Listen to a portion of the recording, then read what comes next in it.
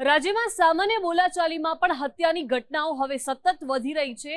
જ્યાં દાહોદના રતિયાડીમાં એક બાંધકામ સાઇટ પર એક કામદારની ક્રૂરતાપૂર્વક હત્યા નિપજાવવામાં આવી છે। હવે પોલીસે ડોગ સ્ક્વોડ અને એફએસએલની મદદથી તપાસ હાથ ધરી છે।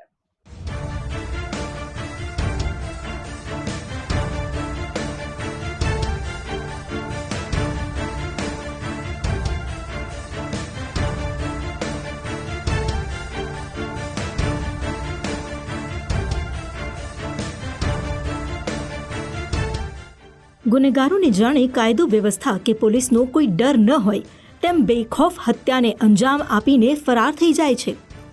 ગુજરાતના આદિવાસી બહુલ દાહોદમાં એક આધેડની ક્રૂરતાપૂર્વક હત્યા નિપજાવવામાં આવી। દાહોદના રડિયાતી વિસ્તારમાં આવેલી એક અંડર કન્સ્ટ્રક્શન સાઇટ પર હત્યાના બનાવથી ખળભળાટ મચી ગયો। દાહોદ તાલુકાના નવાગામના વતની મનુભાઈ પરમારની લોહી લુહાણ સ્થિતિમાં લાશ મળી આવી।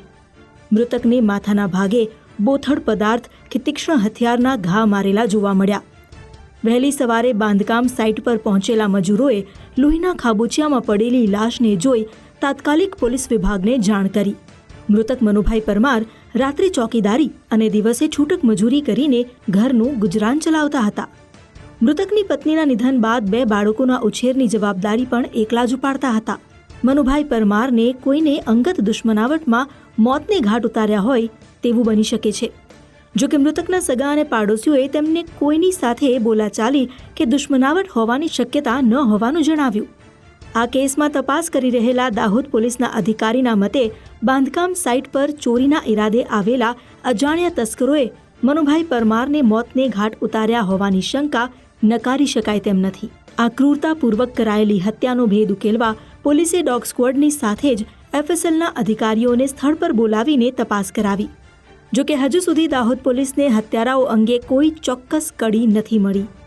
એ દરમિયાન જાણવા મળ્યું હતું કે વ્યક્તિ છે એ તે ચોકીદાર તરીકે કામ કરતા હતા અને જે નવાગામ બોડી છે તેના વતની છે અને એમની હત્યા થઈ છે એ બાબતે પોલીસ દ્વારા ભારતીય ન્યાય સંહિતાની કલમો હેઠળ ગુનો દાખલ કર્યો છે અને પોલીસની વિવિધ ટીમો બનાવી અને હત્યાનું કારણ શું છે, કોણે હત્યા કરી છે એ તમામ દિશામાં હાલમાં પોલીસ તપાસ હાથ ધરી રહી છે।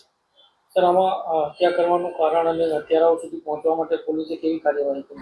હત્યાનું કારણ છે ત્યાં સુધી સ્પષ્ટ થઈ શક્યું નથી, પરંતુ એમના માથાના ભાગે ઇન્જરી થઈ હતી અને કોઈ પણ પ્રકારના બોથડ કે તીક્ષ્ણ હથિયાર વડે ત્યાં ઈજા થઈ હોય એ પ્રકારનું જણાયું છે। અને હાલમાં જે એલસીબી, એસઓજી અને લોકલ પોલીસની અલગ અલગ ટીમો છે એ બનાવી અને અલગ અલગ પ્રકારના ક્લુ દ્વારા પોલીસ પ્રયત્ન કરી રહી છે। આ ઉપરાંત ફોરેન્સિક સાયન્સ, ડોગ સ્ક્વોડ અને અન્ય જે બી સહાયક સંસ્થાઓ છે એમની પણ મદદ લેવામાં આવી રહી છે।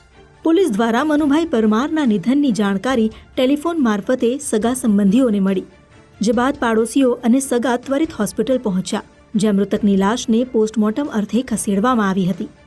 મૃતક પરિવારમાં કમાનારા એકના એક વ્યક્તિ હતા, તેમજ 2 બાળકોને સંભાળવા વાળું હવે કોઈ ન હોવાથી મૃતકના સગાએ યોગ્ય વળતર મળે તેવી માંગ કરી। જો કે બાંધકામ સાઇટના માલિકો તરફથી હજુ મૃતકના સગાને વળતર મુદ્દે કોઈ આશ્વાસન આપવામાં નથી આવ્યું। કે મનુભાઈ માનસિંહભાઈ પરમાર જે છે એ રળિયાતી રોડ પર આંબેડકર ભવનની બાજુમાં એક કન્સ્ટ્રક્શન સાઇટ પર ચોકીદાર તરીકે કામ કરતા હતા। એટલે પછી અમે લોકો અમારા ગામના સામાજિક આગેવાનોને લઈને બધા પહોંચ્યા ઘટના સ્થળે।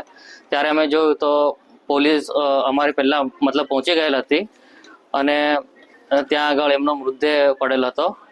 એટલે મનુભાઈ પરમાર જે છે એમના 2 નાના છોકરાઓ છે અને એમના પત્નીનું પણ અવસાન થઈ ગયેલું છે અને આખો ભાર મનુભાઈ પરમાર ઉપર જ હતો। હવે એવું છે કે એમના જે છોકરાઓ છે એમને પણ આગળનું જે એમનું ફ્યુચર છે એની જવાબદારી ઉપરથી જે આ કન્સ્ટ્રક્શન કંપની જે છે એના કોઈ સત્તાધીશો પણ ત્યાં આવેલ નહોતા અને અમને કોઈ યોગ્ય જવાબ નહોતો આપેલ।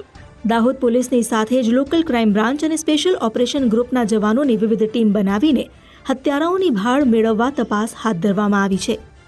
દાહોદ પોલીસના વરિષ્ઠ અધિકારીઓના મતે ગણતરીના જ દિવસોમાં હત્યાનો ભેદ ઉકેલાશે અને મનુભાઈ પરમારને બેરહેમીપૂર્વક રહેસી નાખનારા તત્વો જેલના સળિયા પાછળ ધકેલાઈ જશે। મનુભાઈ પરમારના નિધન બાદ તેમના બાળકો પર તો જાણે આભ તૂટી પડ્યું છે। સાબિર ભાભોર, ગુજરાત ફર્સ્ટ, દાહોદ।